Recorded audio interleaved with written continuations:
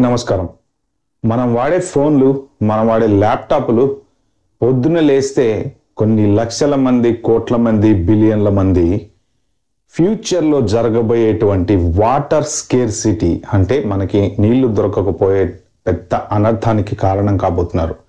అదేంటి? తెలుసో తెలియకో మనం కూడా ఆ పాపంలో భాగం అవుతున్నాం.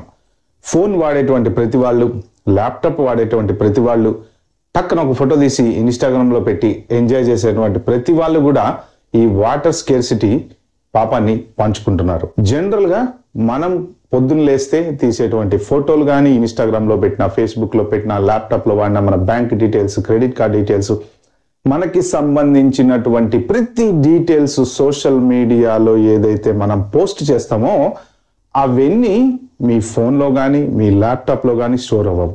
ఎక్కడో మనకి తెలియని ఒక ప్రదేశంలో స్టోర్ అవుతాయి.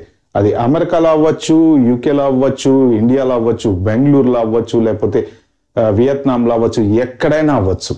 వీటన్నిటినీ స్టోర్ చేయడం కోసం కొన్ని కంప్యూటర్లని ఒక పర్టికులర్ ప్లేస్లో పెట్టి వాడతారనమాట. వాటిల్లో ఈ డేటా అంతా స్టోర్ అయి ఉంటుంది.